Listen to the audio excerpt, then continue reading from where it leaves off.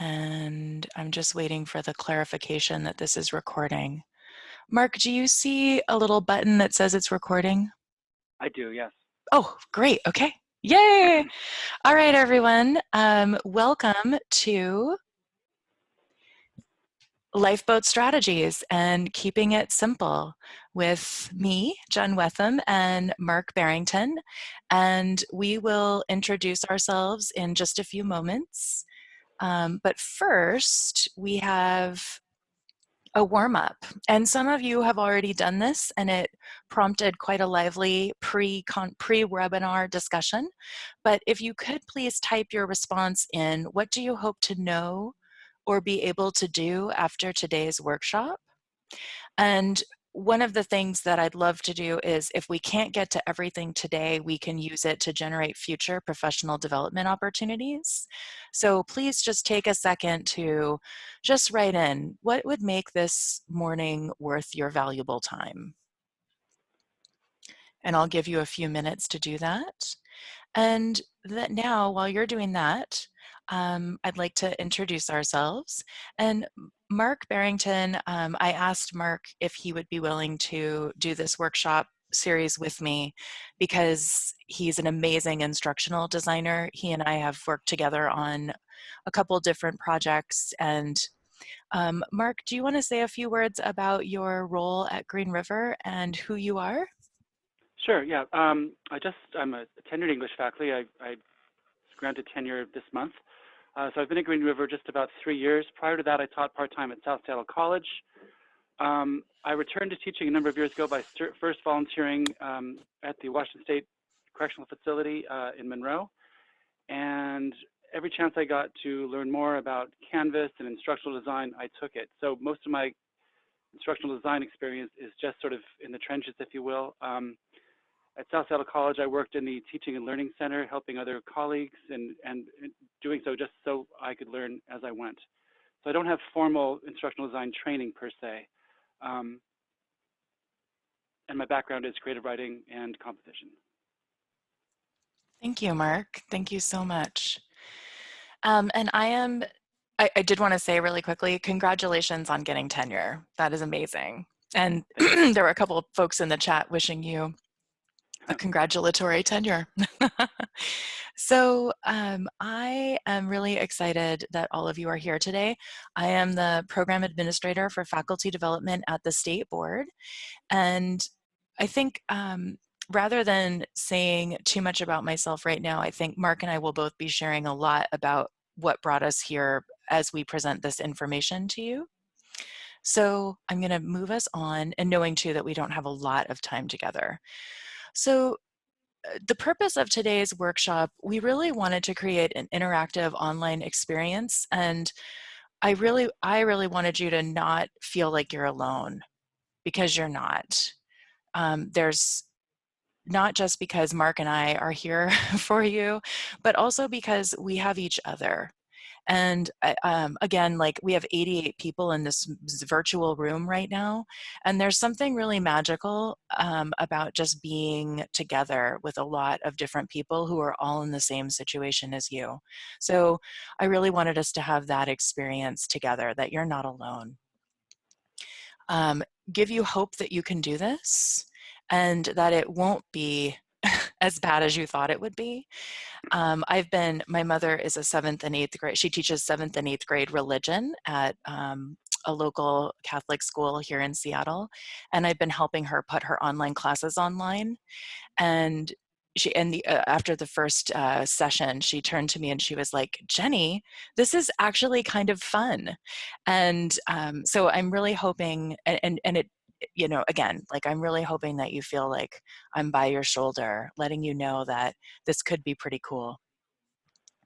And provide you with, oh, sorry, my mouse is a little sensitive. Provide you with KISS Lifeboat strategies for getting your first 2 weeks online. And Marc, do you have anything that you want to add? I do. I think that once we have our second week up online, much of what we do in that can be replicated throughout the quarter. The assignments will change, but the general structure and sort of the content and the scope, the amount of work will likely remain the same. at least for my class. And so if we have the second week up, week 3, 4, 5, 6, and 7 become much easier to sort of build.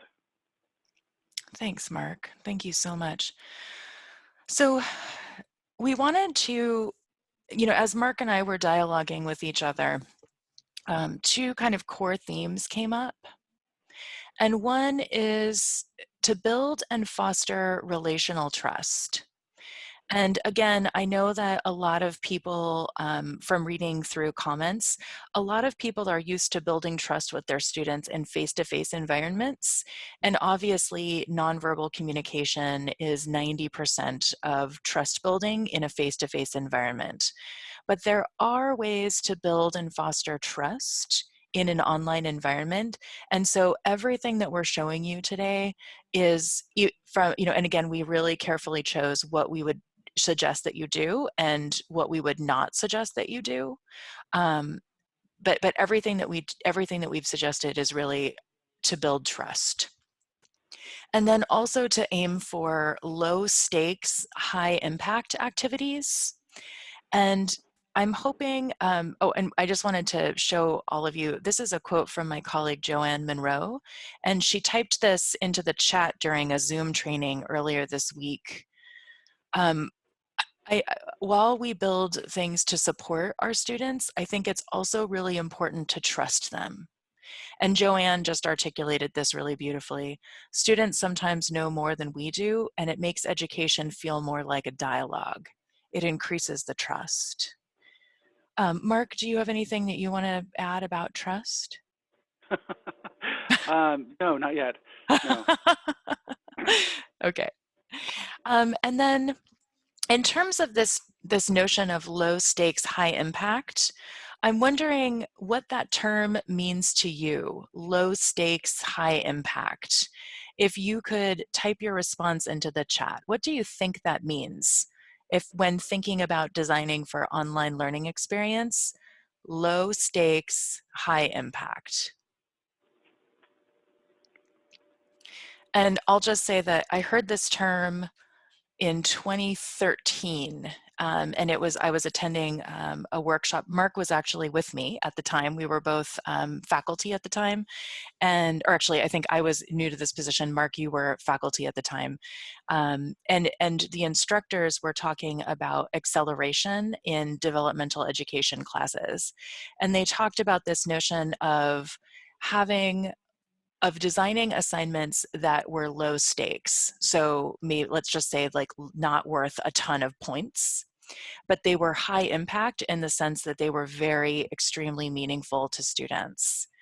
And Mark, I'll stop talking and see if you have anything you want to add while I look through the chat and just see what people are writing. Yeah, I'm thinking about the way I've been designing the first course, and somebody, I think I learned this, it was President Kause at UW. My daughter's at UW, my wife is also there. She sent an email early last quarter as the coronavirus was sort of becoming sort of newsworthy, that they were going to make some dramatic changes to the winter quarter, and she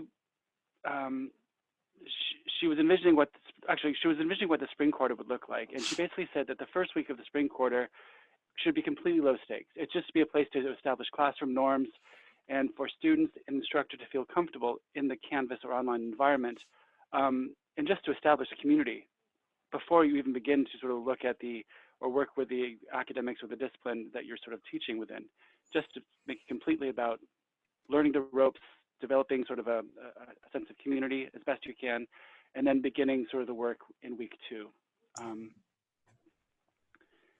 Thanks, Mark. Wendy Lundquist wrote into the chat, effective learning incorporated, but grade impact is low. Wendy, that is awesome. And I'm sorry, I'm just going to go back to the participants. If you have not muted yourself, if you could mute yourself, and if you don't know how to do that, Mark, do you want to just flip through the chat while I Sure. just mute people? Oh, it looks like people muted themselves. Thank you so much. So we've got from Jenny Quinley, The info activity has high impact, but not necessarily worth a lot of points. So possibly, maybe less stress on students. Jenny, that's beautiful. Mark, do you see one that you want to share forward? Jen Hawkins, activities that are not too technical in a simplified format that all students can access, even with just a cell phone. Lots of relationship building Zooms. Like that. I like that too. D. Chelmer wrote, more to gain than to lose, good chance of improvement. Love that. That's a great one. There's a lot of good ones in here. So I think there's a lot of great chat in the chat. I just want to read one more. They feel no risk of failure, so we'll try and get more from it than they felt if they felt a failure. That's so good. That sense of failure, that fear of failure, can be very toxic, very poisonous. And so what we know is that students want to feel a sense of academic confidence and a sense of belonging. And so low stakes, high impact assignments are a great way, especially as Mark said, during the first 2 weeks, is a really great way to help students minimize that sense of risk, and so that they can, or minimize that sense of fear of failure, so that they can really learn deeply. Okay, so I'm going to move on. So we wanted to start with learning management systems, and the shorthand for learning management system in acronyms strewn higher education is LMS. And I wanted to just do a little plug for Canvas, knowing that Canvas is not perfect, but also knowing that um, students are going to be really overwhelmed. And if you choose to use a different learning management system, your students are going to have to go to a completely different interface. So I'm not saying don't use another learning management system. I'm just urging you to choose Canvas. Just to make it easier on students so that they can just log into one interface. There's also lots and lots of technical support. I'm pretty sure every college has an e-learning director with an infrastructure around that. And there's lots and lots of resources, the Canvas guides, the Canvas community, and the Canvas Commons. And we're going to be showing you how to use those today. And again, I would just ask, if you haven't muted yourself, if you could please mute yourself. Jen, can I add something to that? Oh, please go right ahead. I sometimes adopt content from publishers, and publishers are very good now at integrating their content into Canvas so that students have what's called a single sign-on experience. And they usually have a sort of a technical person who will help individuals integrate the publisher content into the course to make it rich, but then students just have to sign into Canvas to access it. Thank you, Mark. Thank you. And John just posted a quick question in the chat. SBSCC has Canvas. Don't we have to use whichever LMS our school uses? And John, I think it's highly suggested, but there's other, like for example, for math, WAMAP is a different learning management system. And so again, like just this may not apply to the people who have shown up for this workshop today, but I know I've heard a lot of instructors say, I'm not going to use Canvas, and I just wanted to just do a little gentle plug that this is probably not the time to use a different learning management system. And to the question who just asked, what is the math LMS? It's called WAMAP. And if you're interested in learning more about other LMSs, please feel free to email me. Okay, so moving on. So Mark is going to share a little bit about his Canvas course with you. And this is admittedly a first move and a very small step. And again, Mark and I were really careful about, we didn't want to overload you, but we really think it's great if you add an image to the Canvas course card for your class. And this is just a great first move to help your students find their class easily and give your course a persona, because that is going to be absolutely paramount to your success and your students' success is that your course has a persona, and we'll talk more about that too. There's instructions on the Lifeboat handout, and so I'm going to repost that into the chat. And Mark, do you want to take it away? I I do. Can you see my desktop already? Not yet. I'm going to stop my share. Okay. Wow. It's nerve-wracking, right? Do you want me to make sure you have sharing privileges?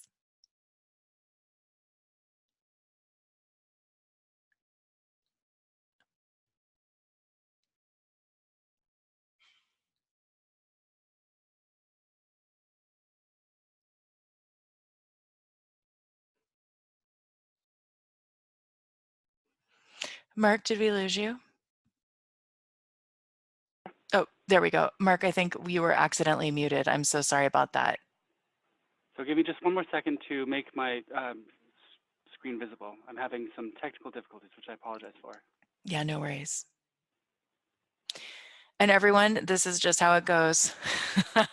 There will be technical difficulties. And Mark, one thing we could do is, if you're having technical difficulties, is we could move forward with other things. Just let me know what you feel comfortable with.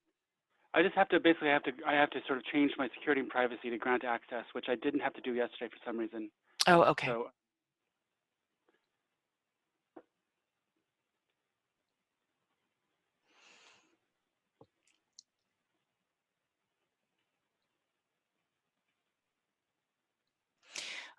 While we're waiting, I think I'll just read through a few things in the chat. Someone did send me a message and just ask if we were going to share the slides, and I just wanted to let you know I'm just about to post that into the chat. And Jenny asked, how will we be able to access chat notes and links later? So right now, I was just in a meeting this morning. The Student Success Center is going to have a one-stop shop for everyone to access information about all trainings. So that will be available on the State Board website, and I'll also send it out broadly.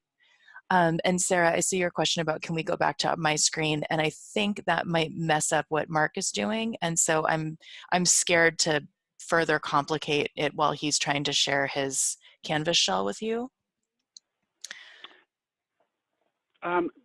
go ahead and do that. That's fine. Are you sure? Okay. Absolutely, yeah. All right. So I will share my screen. And again, to everyone, I'm sorry that this is sometimes the webinar stuff is imperfect. Sorry, this is not the right button, present. So I think maybe while Mark is trying to share his screen, I'm going to just move us forward a little bit with some content. So how to structure your first week. And Mark and I spent some time thinking about that, like what is the best way to structure your first week? And one thing that we thought would be really useful is, no matter what, every week have an overview of the week document. Just one place where students can go and say, what am I doing again? So even if you have beautifully designed, assignments and modules that are very self-explanatory, just an overview, just, hey students, this week our focus is going to be on X, and these are the kinds of assignments you'll do. Just again, just giving people a sense of the flow of the week. And the kinds of activities we wanted to focus on is, first, getting through this together, getting to know the learning management system, getting to know your instructor, and getting to know your fellow students. So we've taken some time to kind of unpack each of these things. So getting through this together activities, your campus by now should have something along the lines of a campus resources for students during COVID-19 page. And we're just working on one at the State Board right now. And depending on, if you don't know about this yet, one person to ask about it would be your dean. Another person to ask about this would be your e-learning director. On some campuses, the diversity and equity officer is putting this together. And I'll just give a shout out to Judy Lovelace Morris of Tacoma, who's the diversity and equity vice president at Tacoma. And she actually has the information and a link on her out of office. So anybody who emails her immediately knows where are the resources to support me. So I think, considering having an out of office reply for all your email, that helps people find out, where do I go for support. Hey, Jen, I'm going to Yeah. log out and log right back in, okay? Okay, sounds good. It should be up and running then. Okay. There's also, in terms of getting through this together activities, Stephanie Delaney is the Vice President of Instruction at Renton Technical College, and before that she was an e-learning director. And she said this to me the other day, and I think this is good advice. You want to assume that most students do have access in some way to Canvas. So find out specifically which students don't, and then assist those students directly. And Mark is going to share a survey that he used with his students. And if for some reason we can't make the tech work, we will just send you a link that you can embed it in.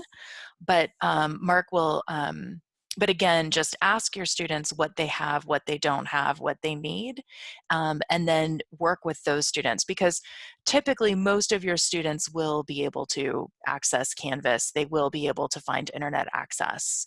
But again, working with the students who are most vulnerable at this time, one-to-one, I think is a better strategy. Ask your students to share with you how they are feeling, what they anticipate. And again, this is a really important trust building activity. This could be in the form of a discussion board. This could be in the form of a letter to you.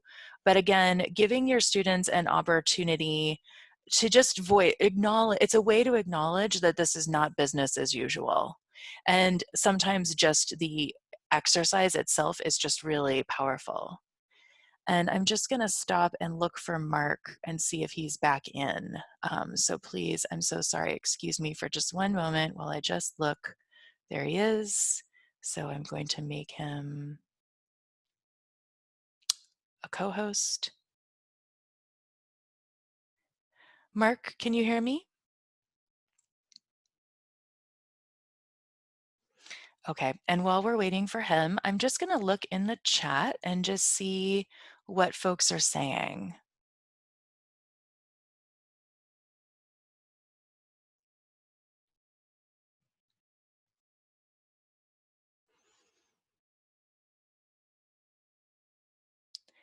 Um, yeah, so I'm seeing some really great comments in the chat.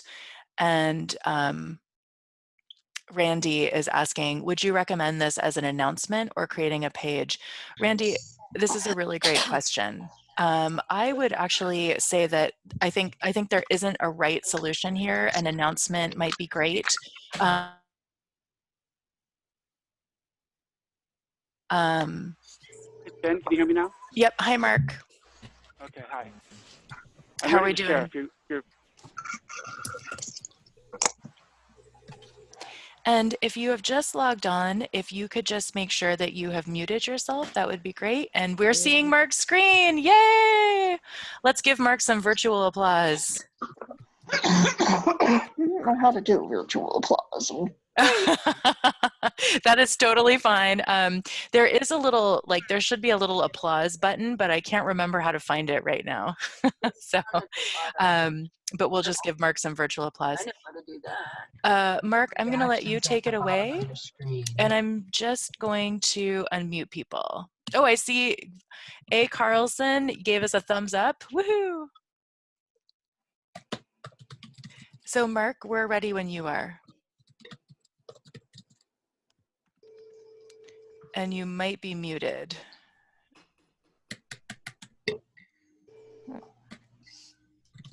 Let's see here. Mark?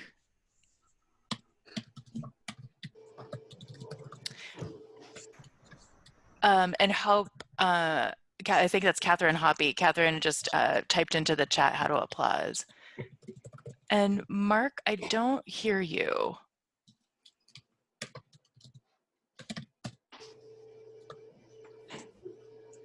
Oh boy, can you imagine me trying to run this thing? Oh, shit. So if folks could mute themselves, that would be Jen, great. when you mute everybody, you mute me also, and I sorry. don't have the option to unmute myself. So sorry, Mark. The issue. So sorry. Crap. I think I just muted him again by accident as I muted everyone. I'm unmuting myself. You're okay. back. So you've unmuted. Maybe individuals can mute themselves as they need to. It's bouncing. Yeah. So folks, if you could please mute your own video, that would be great. And your mute your audio. So Mark, I'm going to let you take it away. Sorry for the tech, everyone.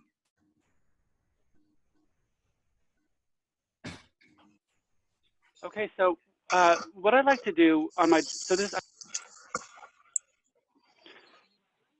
hey Jen, I don't know why, but I can't unmute myself when you mute all. I don't have the power to do so. Oh, so I'm unmuting everyone in order to be able to sort of have people hear me. I see. I get it. Okay. Yes, we can hear you. Okay, so if people will mute the.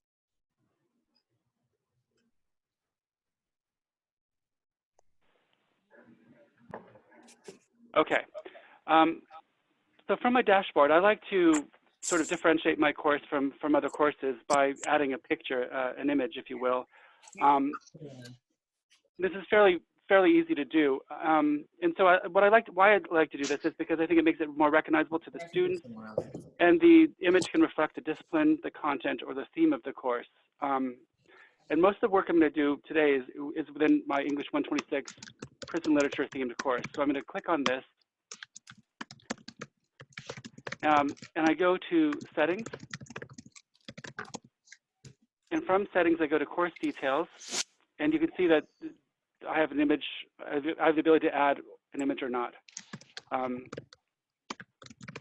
I can simply upload an image from my desktop or the web. So I'll go back to the dashboard. And so, for example, here I have an English 97 course, Integrated Reading Writing, that is just this, I don't know, mauve, purplish sort of tile that I'd like to add some sort of something to. And so I will go to settings, and I'll click choose an image, and I'll click upload an image. And I think the one that I had was an old Bible.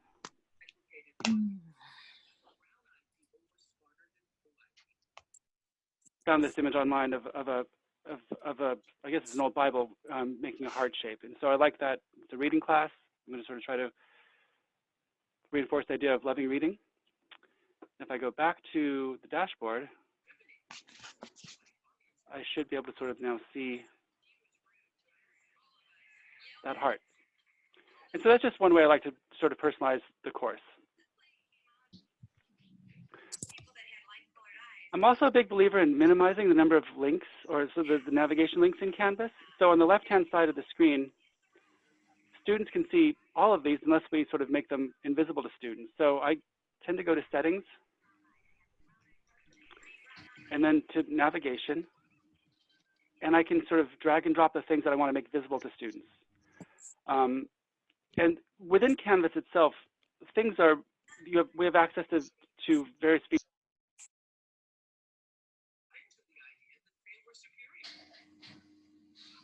We have access to various sort of, we can get to Canvas in various different ways. And so the number of navigations on the left-hand side can be fewer than we would think. Like, for example, I don't need to have assignments up in my navigation because students will access assignments via the modules. So I'm going to leave that down here. And that allows me to sort of limit the number of navigation to students. And I think that makes it easier for students. So if I go to home and click student view, we can see that they have fewer places to navigate. And the course is basically the home, which is the home page. Modules is where I do most of the work. Discussions, grades, syllabus. And then what follows, these are all from Green River College. There's a personal counseling, Holman Library link, which is our library, tutoring services, and I added this one, Green River Virtual Assistance, because this is how Green River is communicating with students this quarter. And I wanted that to be available to students within Canvas. It sort of keeps them inside Canvas, but they can sort of access these resources, such, whether it be veteran services, assessment and testing, career and advising, it's all there. And so I make that available to them there. Jen, will you navigate, or will you sort of field questions as they come up? Yes, absolutely. Okay. And so on my homepage, I used to use a word cloud. I used to create this word cloud with all the sort of the words that we might sort of experience in an English class. I opted instead to just choose a sort of a dramatic image, or an image that sort of is striking and that might reflect the theme of the course. And so this is a prison literature course, and so I've chosen this image that I found. I have my sort of Welcome to English 126, and I just basically use the welcome page to direct students to the modules where I do most of my work. I'm also a big believer in being transparent about my values. And so on the bottom of the screen, I've highlighted issues that matter to me. So I've included Black Lives Matter, National Organization for Women, and the Equal Rights Washington. This generates conversation sometimes with individual students who are curious, but it lets students know, frankly, where I stand. I've had a few students tell me they appreciate seeing the Black Lives Matter link, but only a few. But more than anything, it lets students know kind of where I stand. In a sense, perhaps it sets a tone. And these are live, so students can follow them and learn more about the issues that matter to me. Mark, thank you so much for this. I'm so grateful. And I guess there are a few questions, if it's appropriate. Sure, absolutely. Okay, beautiful.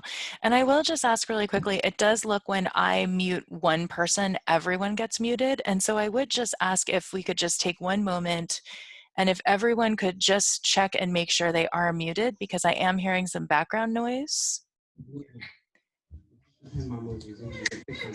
So it looks like, Natalie, it looks like your mic might not be muted right now. I just saw your name just kind of flash forward. And so if folks could just please unmute them, please mute themselves.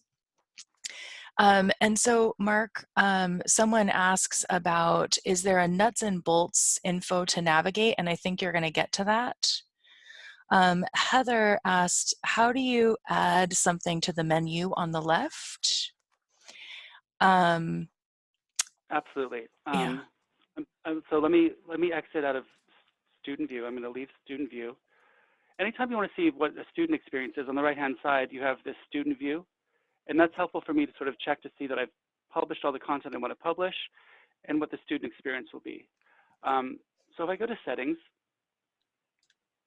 and to navigation, I can drag and drop and reorder items for the course navigation. If I want to, I could increase, or I could include an attendance link, which I don't tend to use, but I could add that.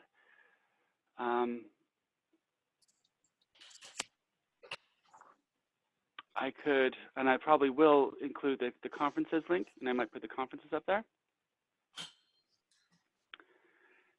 And then when I go back to home and I go to student view, I should see the conferences link is now added, and students can click on conferences and navigate to content that is not yet published, but the link is at least there for now. So in terms of nuts and bolts, I tend to organize my class using modules. And I'll jump there just really quickly. Modules allow me to sort of, and I create modules by week. It's a 10-week quarter. I'll have sort of 10 modules that reflect the week. And I used to, when it's just face-to-face, I'll just simply say, or if it's a hybrid class, I'll just call these week one, because I like to sort of use as few words as possible. But given that the course is online, I think it might be valuable for me to include the dates and something about the content or the scope of that particular week. Like week one for me is going to be introductions and introducing the idea of literary analysis, but in a low stakes manner. And so I also include making the most of Canvas, this sort of module that sort of exists prior to week 1 that students can refer to at any time, because I think it's valuable for them to sort of be able to sort of access this content. And basically, let me click on Canvas overview and support. Each of these provides a video and instructions on how to make the most of their experience in Canvas.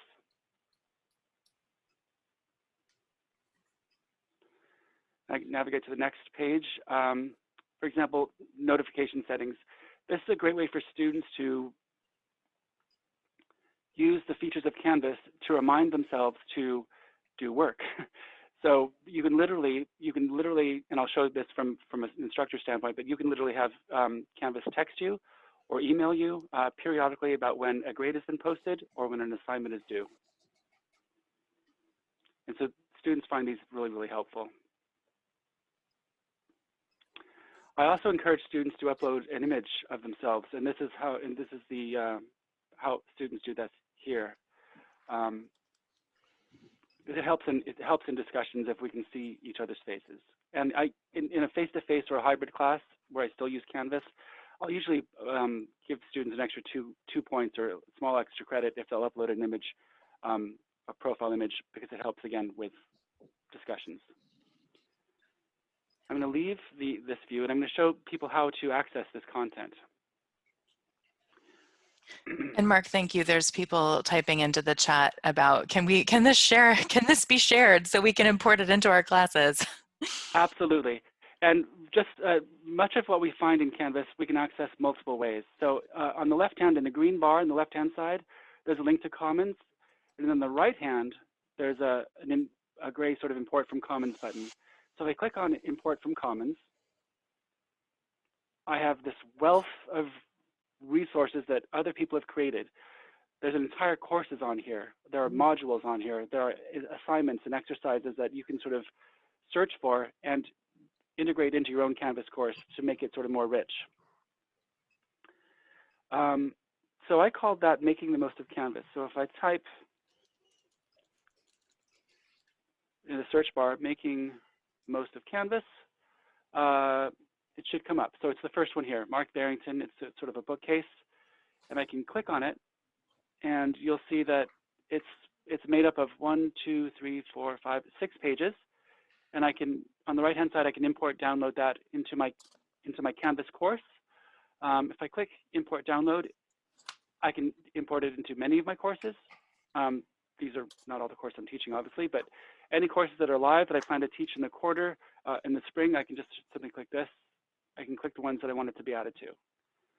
And I simply click import into course. And it will appear immediately in the modules. Any questions about that? Mark, this is really, really beautiful, and people are writing, thank you into the chat. Yeah.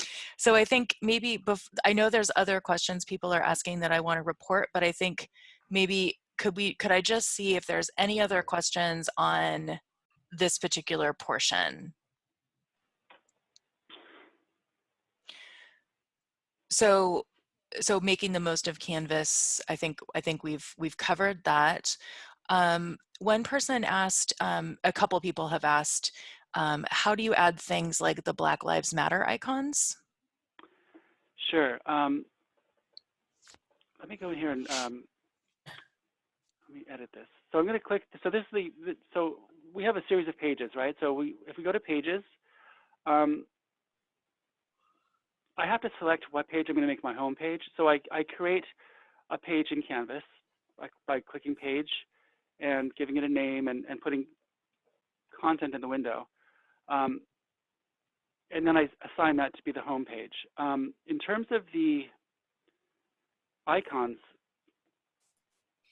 I created a table. I go into my course and I create a table, and then I go to the web and I search for images, and I place an image there, such as the Black Lives Matter image, and then I can link that to blacklivesmatter.com. and then students simply click on the icon and go to that page. And so you can do this with any number of links. You could have a link to the Reading and Writing Center page at your school. You could have a link to other content, or maybe just a link to the library on your homepage. Any number of ways are possible. And this took some practice. You know, again, I didn't have sort of formal instructional design experience, but by playing around with it, I've learned how to wrap text around images, and I've shared that in my document. And I can provide more help individually if people want with the homepage. But essentially, in order to make it look tidy, I sort of created a table with three.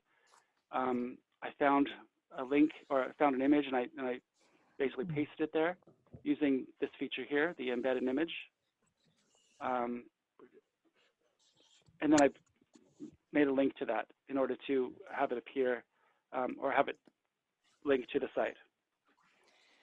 So Marc, thank you so much. And just because we have about 20 minutes left. Right. I think there's people who want to know, you know, like, how did you add the virtual assistance link? But I think maybe for the sake of time, I'm wondering if we could start by having you go through how you've set up the first week.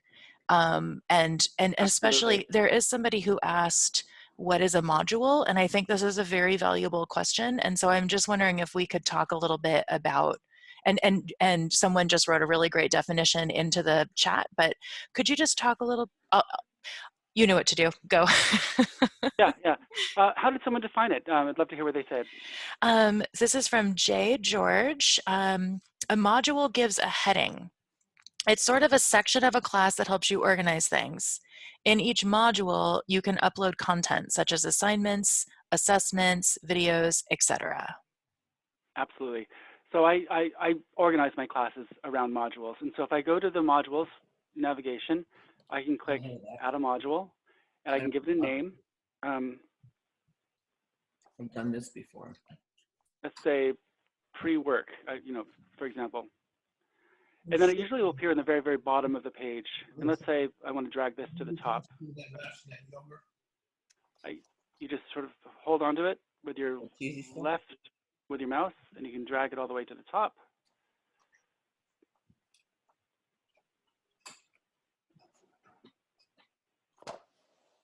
And so now that module doesn't have anything.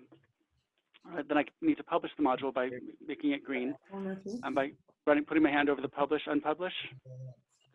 And so now it's published, and so students will be able to see it. And I click on the plus sign to add a variety of content underneath that. I can add an assignment, a quiz, a file, a discussion. So I tend to use fewer pages, and I make sure that what's underneath the module is either a discussion or an assignment most of the time, but a page can be a place where we just provide information. Oops. Oh, I need to give it a page name. So I need to give this back to her because it doesn't do me any good. While Marc is modeling, I would just ask if everyone could just, again, please just check and make sure that you're muted. I'm hearing some voices and background noises. Thank you so much. I know that this is a steep learning curve, so thank you for your patience. So now I've created a module with a single page underneath it called necessary info, and there's nothing on that page yet, but I would open up the page, then I can click edit, and I can begin to type or add content to that page that'll help the students prior to beginning the course. Let me show you some sort of live examples that are more rich than this. So by making the most of the canvas, I haven't assigned, it's just there. If I want to, I can, oops.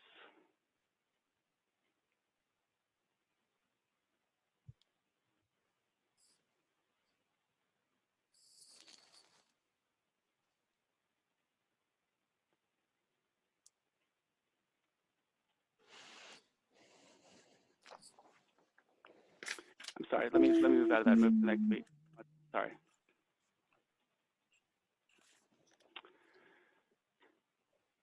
And so if we get to week one, I can show you these first three things underneath the module are pages. Welcome to 126, where I sort of give a brief intro and I sort of lay out some bullets about what our plan is for the week. Then students would sort of click next and go to the next page where they would learn a little bit about me.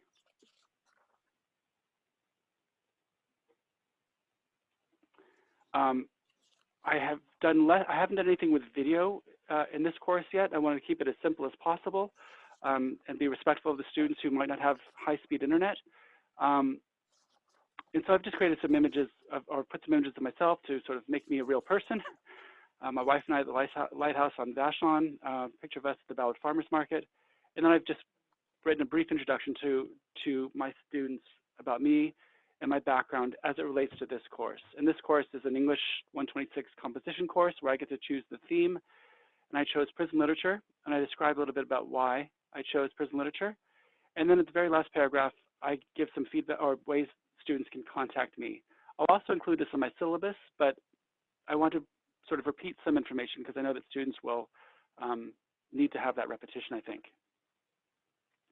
So there I share some info about myself, and I go on to the next page where I have sort of shared our primary texts. You know, I've got and I provide images for them so they can sort of see and know which copies to get. And this is also shared on my syllabus. I provide a link to the bookstore, and I do that by any content, any text I've written, I can run my mouse over it and create a link, and I just type in the link I want it to go to, and then it becomes live.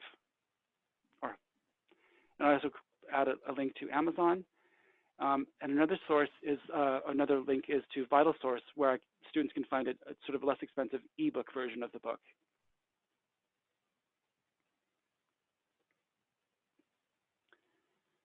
So these have all been pages. They haven't been sort of anything where students would do any sort of activity.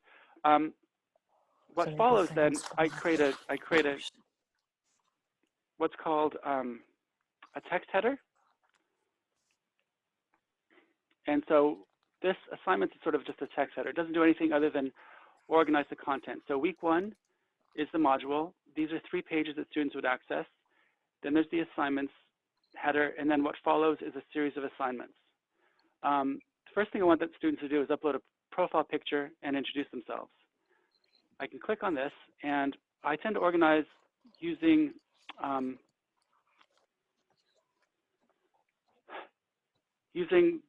the hierarchy of headers. It makes it accessible for screen readers, and it also helps students sort of perhaps understand the content better.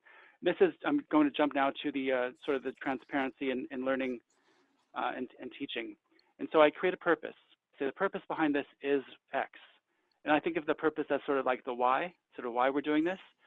And then I provide a task, and I tend to enumerate my tasks, like 1, 2, 3, 4. These are the steps you have to follow in order to be successful.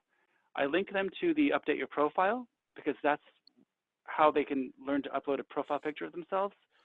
And I give some points for it. I've organized my points, and typically I have 3 grading categories. I have in-class assignments, participation, which I'm rethinking for an online class, and major writing assignments. And I can show you a little bit more about that when we're done. Hey, Students will Mark. do yeah. I'm so sorry.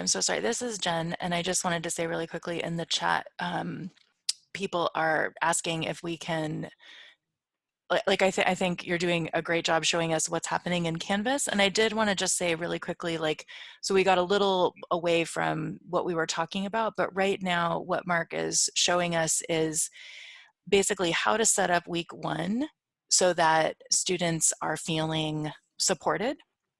And now he's kind of moving into, when you think about week 2, how can you be absolutely clear and transparent with students? And Mark, I'm wondering if we could just pause for a minute and go back to the slide deck and just contextualize some of this. Sure. Does that seem okay to you? Absolutely, yeah. I'll stop Okay. my share. No, yeah, thank you. And again, I just want everyone to know Mark and I put this together. We've spent a lot of time on it, but we've never done anything like this before. And so it's a little rough. And so I'm hoping that while we're dealing with the same content for the next couple sessions, I feel like we'll have a lot come we'll have back a on lot Monday. smoother presentation.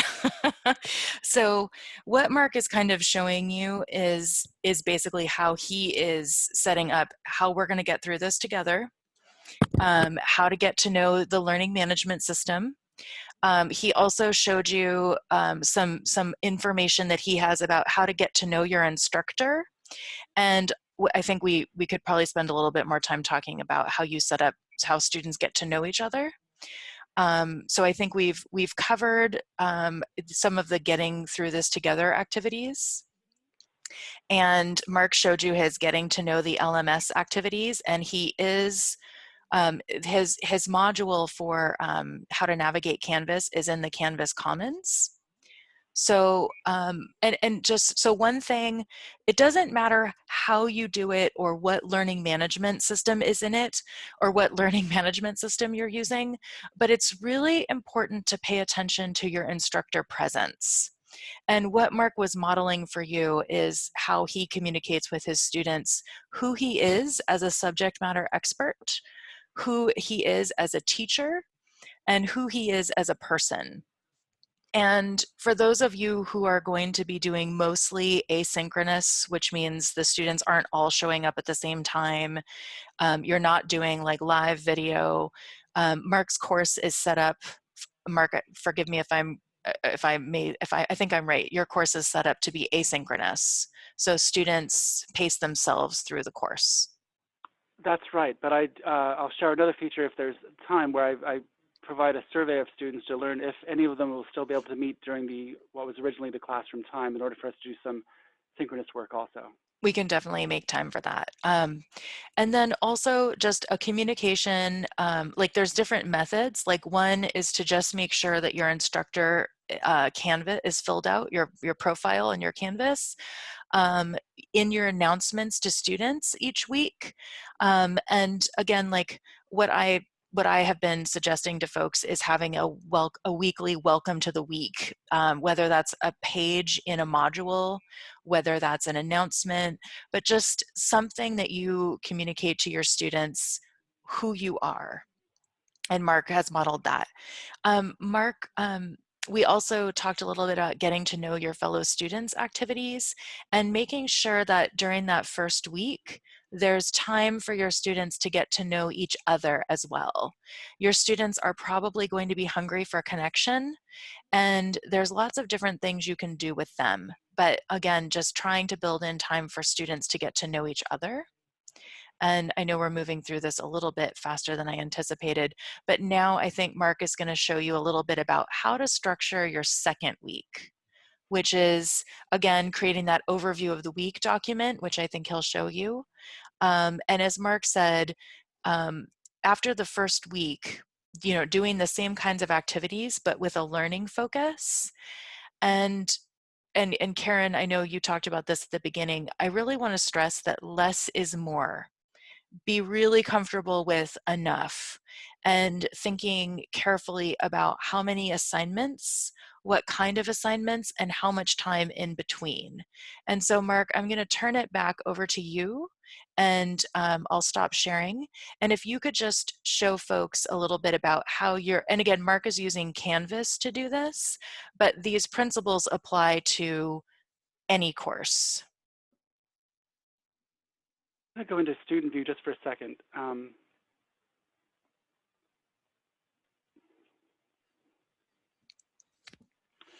So I organize week 2 in the following way. I have a single page where I sort of lay out what we're going to do. And as Jen said, this could be I could create an announcement. I think I would do both. I might sort of announce and share this information via an announcement, and then also have the page where it sort of resides in week 2. And so I could be a little bit more. I'm trying to be as brief as I can, but maybe it's to a fault. But I touch on what we did last week, and then I just sort of lay out in a bulleted format what we hope to accomplish this week. Read and respond to chapter 3, complete a focused free write, which I haven't created yet, and then 2 reading and discussing assignments and a listen and discuss based on a podcast. And that's it. So I'm going to pull back out so we can sort of see the full module. Mark, do you think you could just maximize your screen a little bit? I think people are having a little bit of trouble seeing the small font. Sure. Thank you so That help? much. Yeah, that's great. Thank you.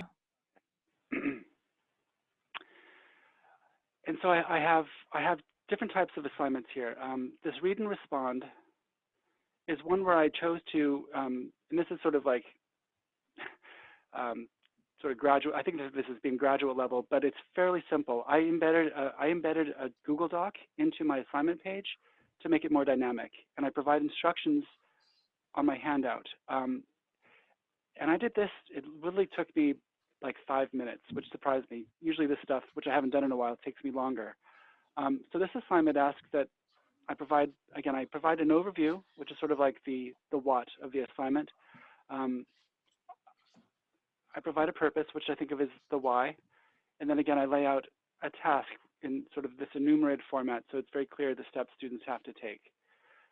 I used to maybe sort of have another file where I'd say, hey, go to find this chapter file and read it, but I've just chose to embed it here. So I basically I've embedded the first chapter until students can purchase the book. I've copied it basically, and they can click on that, and they can read the first 2 sections I want them to read, and then participate in the activity. And in this case, because I have a couple of discussions already happening this week, I wanted to make it different, and I wanted students to be able to do something more dynamic by sort of typing a response into this Google Doc that will then be populated throughout the week with student responses.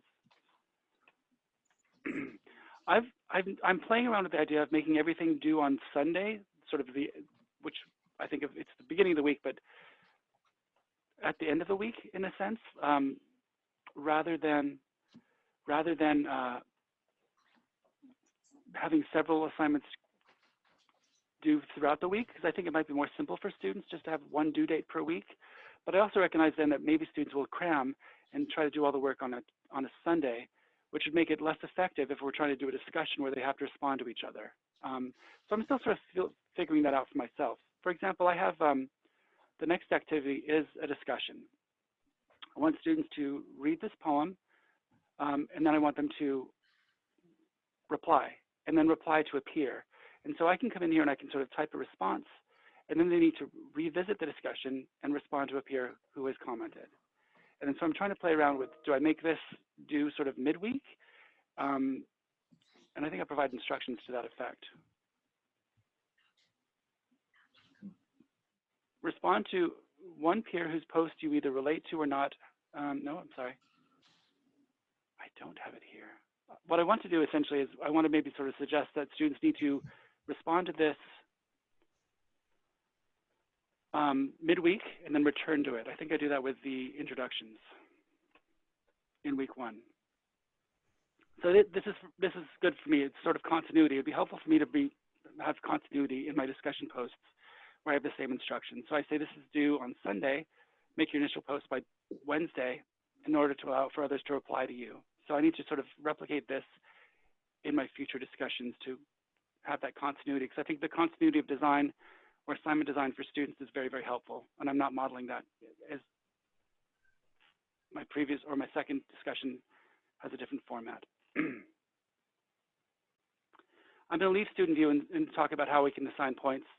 And actually, just really And due dates. quickly, sorry, Mark, just one thing really quickly. So Yeah. it is 9:58 right now, and Gotcha. I can stay, and I'm sure you can stay. I did want to say for the people who have to leave, I did want to say what we were hoping with this was just to show people how to set up 2 weeks in Canvas.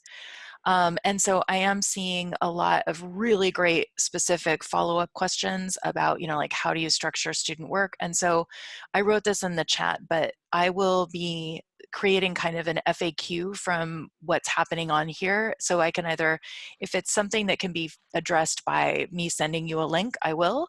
But also there's a couple other things that I think would be great future professional development for the rest of the quarter. So and also, I just wanted to address really quickly, Wendy Lundquist, I hear you that this is tough for content-heavy math and science classes.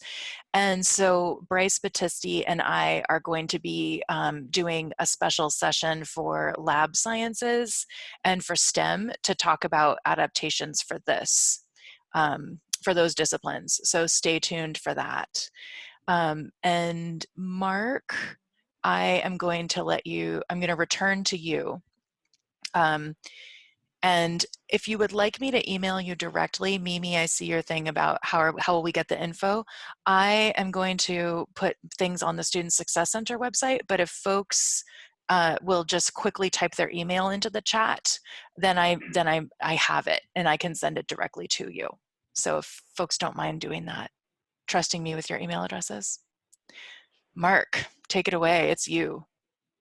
Okay, so I think that this is a reasonable amount of work for my students to do over the week. If I was meeting face to face, we would have more activities in the face-to-face classroom and spend more time with some of the work. But I'm doing my best to try to replicate that here. People have had questions about, or let me just ask you this: would it be helpful to sort of see how I sort of weight the various assignments? I'm going to go ahead and show that.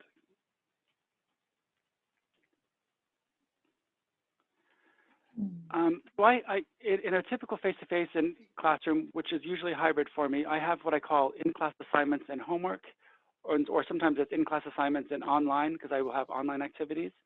And then I also have sort of like the major work, which is in my case, it's major writing assignments. And so and also I value participation, which I'm rethinking. So I weight these in Canvas, which helps me with organization. So I can click on group. Oops, no. I can click on assignment groups weight, and I can sort of say that in-class assignments and homework are going to be worth 45% or 30, or whatever the case may be. I can do that through the 3 dots to the right of the assignment. And that's nice to do. And I share that with my students on their syllabus.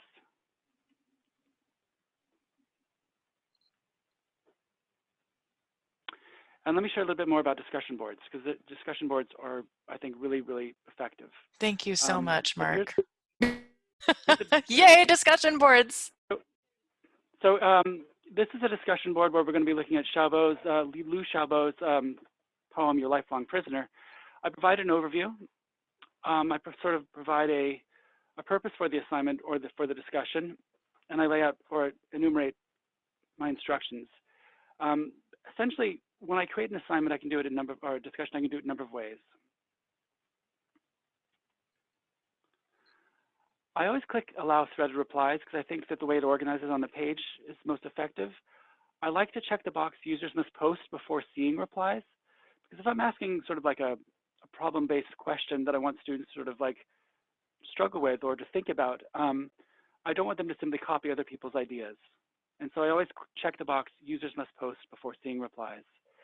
I've made this one graded, and I always click Allow Liking, although many students don't necessarily know they can do this, but I might need to sort of call this out to them. They can allowing liking can just maybe create more interactivity. Give it some points, and I've assigned it to my in-class assignments as opposed to, say, the major writing assignments because it's low stakes. I can give it a due date. I can make it available from such and such a time to such and such a time, but I'm not going to do that. Basically this would lock the assignment out, and I'd rather not do that in this case. And then I click Save.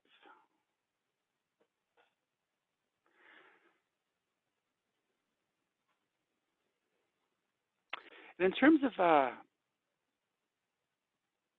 any questions about the discussion that I didn't address?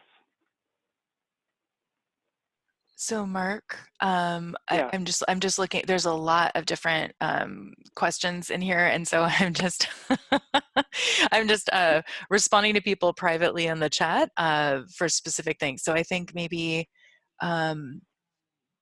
where does your intuition tell you to go next? Well, let's look at oh, I don't have a sample student in here. In terms of tracking student participation, Canvas discussions will know students participated because they've responded. And we can sort of assign a criteria. I expect 5 to 7 sentences in your initial post, and a comprehensive response to one peer with whom you relate or agree, or with whom you disagree.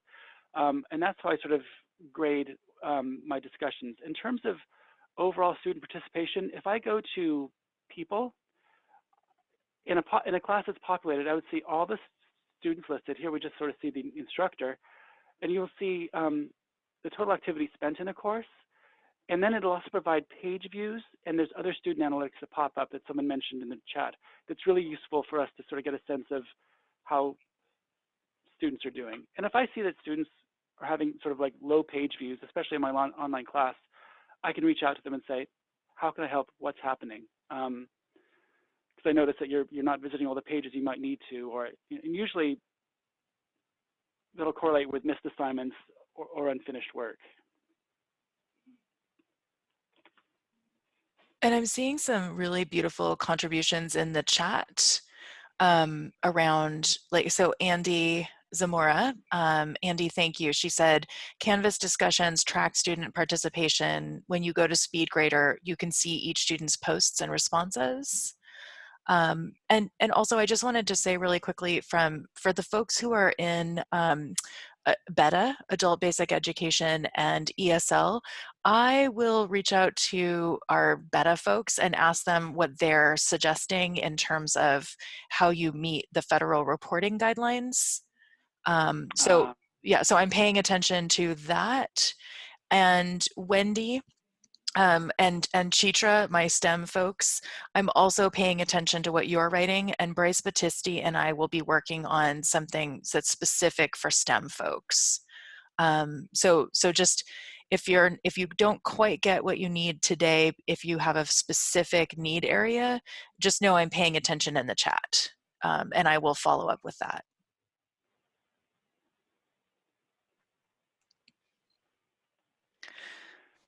So Mark, So in terms of, yeah, go ahead. go Sorry. ahead. No, you go. Sorry. I was going to say, just sort of in continuity of design, I do try to make all my pages and assignments look the same. And generally that will mean, as I said earlier, an overview, which is sort of like the what, a purpose, which is the why, and then a task. I might also do what I've begun in week 1, which is to include, I learned this from a peer recently,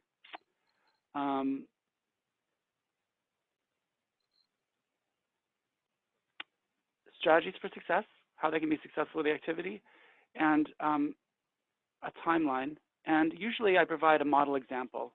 I'll provide a model introduction, or in this case, this is a student introduction. So I say, here's what a model introduction should look like. Not that I want them to sort of say my words, but they get a sense of the length of the, what's expected in terms of paragraph length and that sort of thing. I saw earlier that someone had a question about rubrics, and I think rubrics are great and make my life much easier. So I'll jump to something that I wasn't going to show, but I'll just jump to an essay and share the bit about rubrics.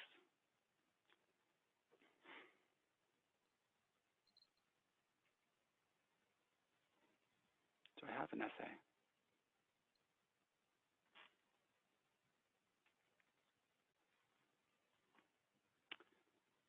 I'm going to leave student view.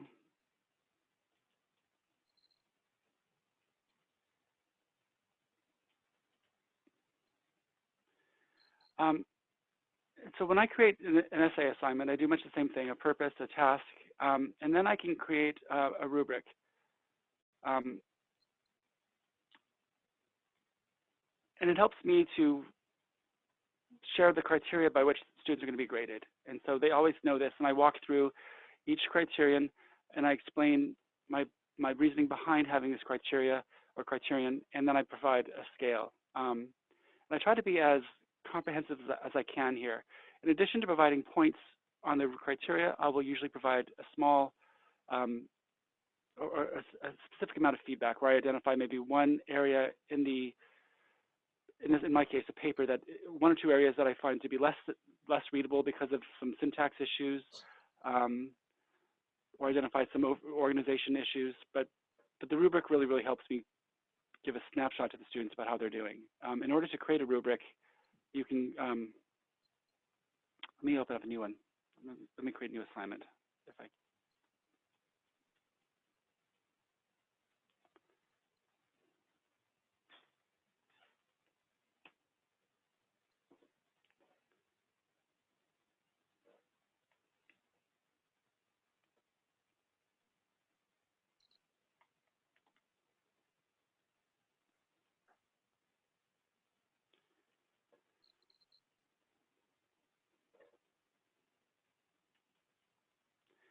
So when I create a brand new assignment, you'll always have this plus rubric button here, and you can click it, and you can begin to create a rubric using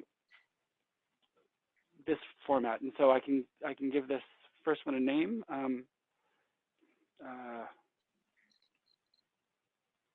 I can write a longer description,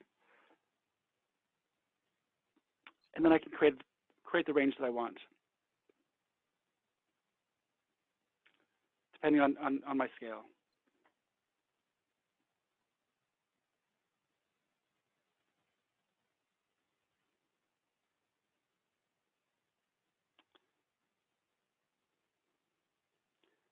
And I should have had mastery be the number 5, but I was trying to get rid of that one.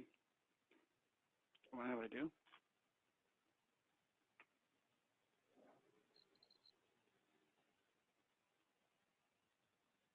There we go. And then I can create as many criteria as I want to.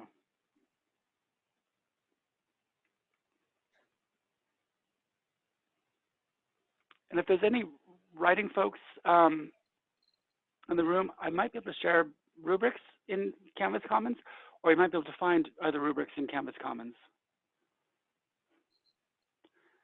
And Andy in the chat gave a good pro tip to apply late penalties, a criterion called on time, and that is worth 0 points. You can manually type in the negative points to reduce a student for late work. So I've created a rubric here that's worth a total of 9 points. It's not pretty by any stretch. Then but now it's there. And students will be able to sort of see it after I've added some content into for my essay.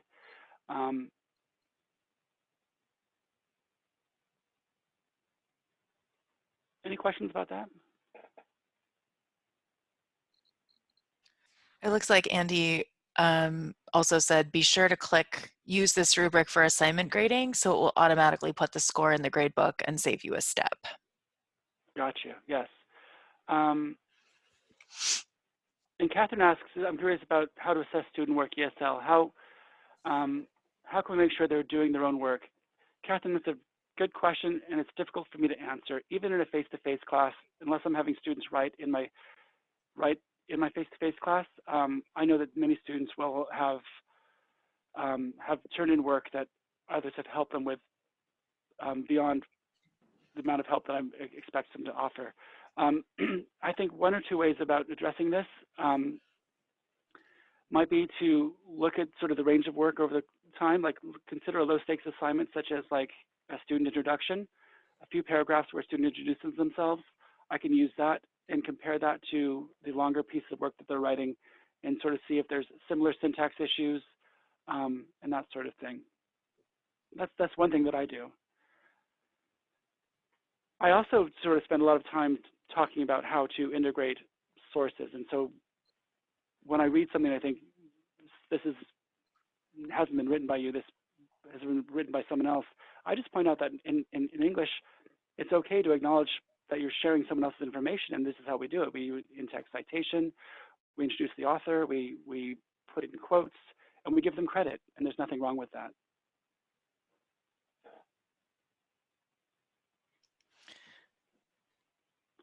Mark, I thank you for addressing that. I really appreciate that. And also, I did want to say for the folks who are talking about lower level ESL, I know that the state board is offering some professional development opportunities. And so again, if you've typed your email into the chat, I can, again, like this is outside of my expertise. The one thing so anyway, so I'd like to direct people to the trainings that are being offered through the state board through our beta staff. And I guess the other thing I just wanted to say is there's been a couple of questions about texts and hard copy handouts. And I really want to say that this is a really great chance to work with your librarians. Because they are copyright experts and they are also open educational resources experts. And so I really want to make sure that faculty don't put themselves into a sticky situation with copyright. So for the person, so Elle Weinstein, when you wrote about not using hard copy handouts, I would say that, like just I want to be tactful about how I say that, but that sounds like copyright infringement and an abuse of oh my gosh, what's the term? Fair use. And so I would really work with your librarians on this. The librarians are having lots of discussions. So I hope that is okay. I don't want to be harsh, but I want to be really careful that we're not putting ourselves into legally dangerous situations. So definitely Also note talk that to your librarians. Mark, go ahead, sorry. I understand that VitalSource, which distributes ebooks for publishers, is making arrangements with individual school libraries to provide some content free over this spring quarter. And so there might be, and that's sort of, and there might be other ways to access. There's lots of open and free resources. But if I have a file on my computer that I want students to see, I can upload files, and I'll just if I go to modules and I want to, say in week 1, I want to add a file, I can click plus. I can just choose file. And then I can sort of, either it might be a file that I've already uploaded, or I can click new file and I can find a file from my computer.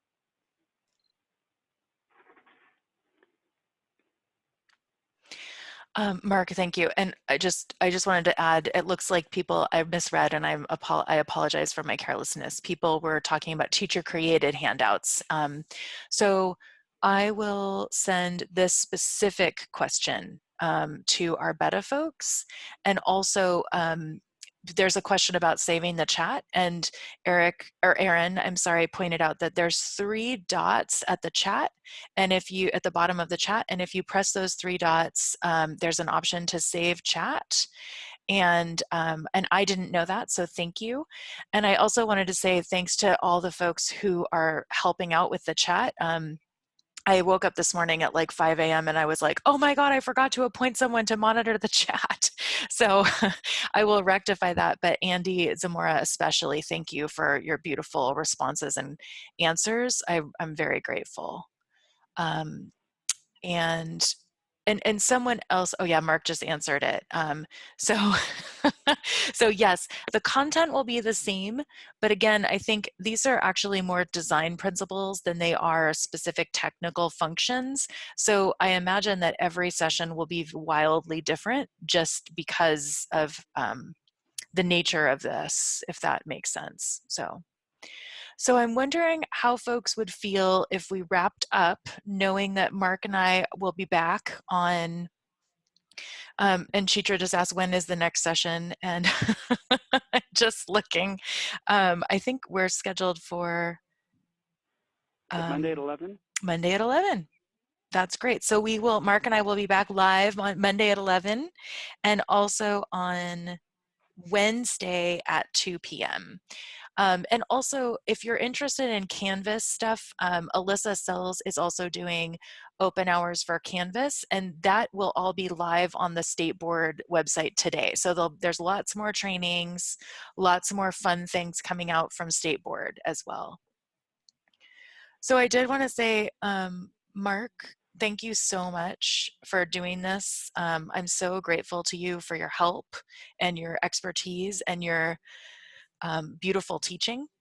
Thank you, thank you, thank you. And thanks to everyone who showed up today and for your great questions. So I am gonna, I think maybe Mark, if you can hang around, I'll hang around. But if Absolutely, people, yeah. yeah, but if people like, maybe we'll stop sharing kind of like content, and thanks to folks who are writing. Thank you. It's so nice. But if people want to unmute themselves and just ask follow-up questions, like Chitra, I saw you asked what will be in Alyssa's session, State Board website, or where to find that. Like I will be, so we're going to have one stop for all professional development out of the Student Success Center, and all State Board staff will be putting it into their email signatures. And if you've written down your email in the chat, I will be sending that to everybody who gave us their email address directly. Mark, what do you want to say?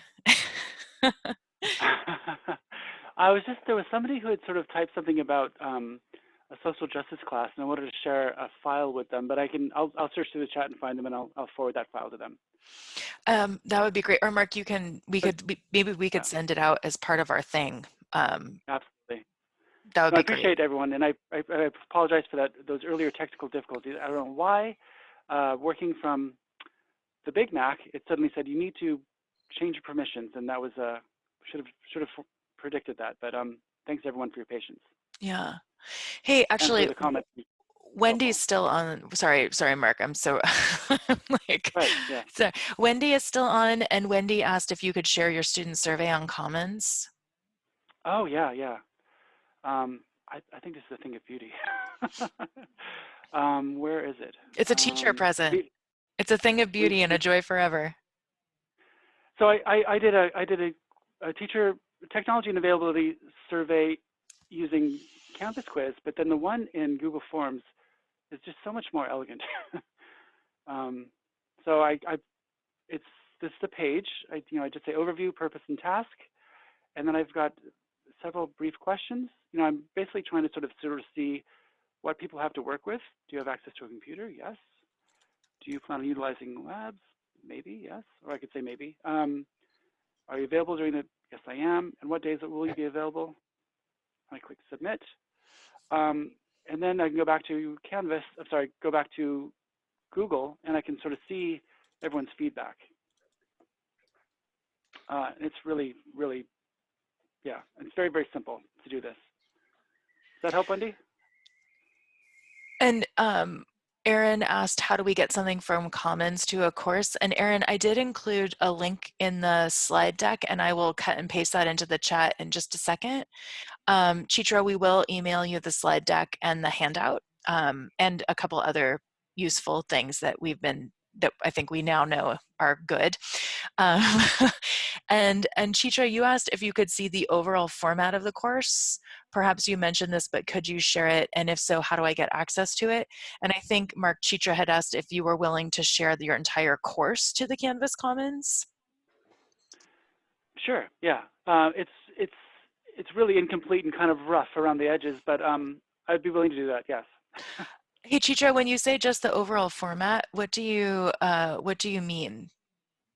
Maybe just a couple weeks. Okay, I think I can talk faster than I can type. This is Hi, hi. Oh my God, hi. Goodness, hi. Hi, Jen. Hi, Mark. So I'm going through a freak out session right now because I have to get ready for this. And I just found out I'm teaching my course is a go. So it's an undergraduate research course, which is going to be all online. So a lot of what they're going to be doing a lot of reading and writing, Mark. So I really liked, unfortunately, I missed the first part of this session. So I really liked your first week that Jen referenced earlier about getting to know me and getting to know each other, because I don't think these students know each other. They're not part of a sequence course at all. And so I wanted to know, just sort of your module page, even if you provided a snapshot of that, that would be good. I just wanted the overall structure. And if you're uncomfortable sharing with it, that's fine. Maybe you could just chat about it or something. Chitra, I should be able to share it directly with you, either through Commons or I'll figure that out and I'll make sure I get it to you. Okay, I should have gone into more detail about the questions or the prompts I have in the class introduction, so that sort of gets at creating community, and I sort of missed that because I was full of anxiety and fear. But So yeah, I'll share that because I think he's helpful. Yeah, yeah. Thank you very much. I think Amanda asked, and me. And Jen wrote, you could add her as an instructor or a student. Oh, you saw Yeah, that. You saw yeah. it. So I do feel like we learned a lot today. I'm super grateful. And every time we do well, I've never done anything quite like this before, but every time I do professional development like this, I'm shocked by how much I learned just from the questions. Both of you are doing great. Mark and Jen, I just wanted to thank you again. Thank you. Mark, I'm so grateful to you for being willing to do this. Yeah, thanks. Thank you. It was rough, and I apologize for that. I don't know what happened with the sharing. We did this yesterday, didn't we? Or I shared it was on my laptop. That's what was different about it. Oh, okay. Well, And I get on my Mac, and my Mac is like, you can't do that because someone's recording. You need to change your privacy setting. I'm like, what? In the middle? Ah. it But it was happens. a fairly quick fix, fairly quick turnaround. Well, you stayed calm under pressure, and it's super hard. Like, it's so scary. So, Yeah. well, okay, so I'm going to save the chat, and it looks like there's lots of people who want you to share your stuff with them. So that's kind of cool. And Andy, you're totally right. It is, like mistakes and snafus come up, everything will still be okay. Like we have no control right now. I think is like the big thing. Like, we don't have control over this virus. We don't have control over anything. And all we can do is kind of like stay calm, breathe, and respond, Aaron, if we have a minute, Aaron, I think that one thing I try to do, especially with my face-to-face, but also online, is by sharing an image of myself and or a brief video introduction, and through hopefully the narrative of my intros and the structure of my assignments, I try to demonstrate that I'm humble and I practice humility in my interactions with students. And that's one way that I create individual community with my students. And then in terms of community among other students, I find that there's something about, I haven't had any really, really negative online experiences with my students. They tend to show grace to their peers, and I think that by asking the right questions for a discussion, or asking that they help each other identify what's helpful in what their peers are saying, it gets at that. I think that they come from a place of goodwill rather than what we see in sort of Facebook where people are arguing about politics. I also tend to not sort of put people in the position where they have to assert a particular stance, perhaps. I'm talking about prison literature, and I'm talking about the humanity of people in prison rather than whether they agree on the death sentence or not. And that's ways that I sort of help people sort of find community that way. Andy wrote, I also do a lot of praising for good discussion posts and responses in the first couple of weeks. I love the way you addressed your peers by name and thank them for their ideas. Andy, right on. That's great. Yeah. Yeah. And Erin, the thing about asking the right question, like, it's such an art. And it really does take a lot of practice to kind of, and sometimes you just have to ask the wrong question and be like, well, that was the wrong question. That blew up in my face. And but it is a skill that you can hone over time. And I know you will. I have absolute faith in you. Anna asked a good question. Do I respond to every post? I assess. I provide sort of feedback for people using SpeedGrader, but oftentimes the discussion is just for students to have a discussion. And there may be, I may create some discussions because this class is going to be all online where I'll say we're all going to participate, but much of the time I'm just providing a place for students to work through a problem or a question. And I don't participate other than to maybe sort of like a post. Thanks, Mark. Yeah. Erin, I know that I just saw that you teach chemistry. I was wondering what your discipline is. Yes. So I love the way you put it, all the getting to know you is a separate skill. And it is, but also we do have some great chem folks who have been doing a lot of work with the four connections. And so last night I was just emailing with some chem folks who would like to have kind of like a separate Zoom meeting just for chemists to talk about this stuff. And so I'm pretty sure you sent us your email. But again, I'll be trying to make sure that whatever we sent, okay, yeah, I'm okay, cool. So if you didn't send me your email already, just make sure I have your email and I will, okay, cool. So I will, yeah, we're having a meeting later today at the State Board about discipline-specific communities of practice. So people who teach similar areas can get together and talk about what they're doing and how they're doing it. Yeah, art. Amanda, I could make that happen. We can make it happen. So, and Mark, thanks for your thoughtful responses. It's been a while since I've been in the classroom, so it's helpful to hear you just talk about very specific things you're doing. Thank you. Yeah. Jen, do you have a second to sort of Debrief? go through, debrief for Yeah, next Monday? I do. Okay, everybody. So, oh, and Amanda just said we have a lot of anxiety in teaching art online. Amanda, thank you. I actually didn't know that, so thank you for that. And I can definitely bring that up today. So everyone, if folks don't mind, Mark and I will debrief. And if you want to hang out and listen to our debrief, you're welcome to. But otherwise, I think we'll bring this to a close and say thank you for coming. Jane, I see your comment. So if people keep writing what they want in the chat, that's great too. Yeah. And actually, Mark, do you want to take it offline and maybe call each other, or do you want to stay here? No, we can do that. Let's just do that. Okay. I'll type my. I don't know if I have your cell. Let me give you my I'll give you my home. Okay. I'll give everyone my home. Give everyone your home. 206 708 6059. Okay, cool. All right. That's my landline, and that's where I'm talking from. Beautiful. All right. So thank you, everyone. I am saving the chat. I am ending this recording.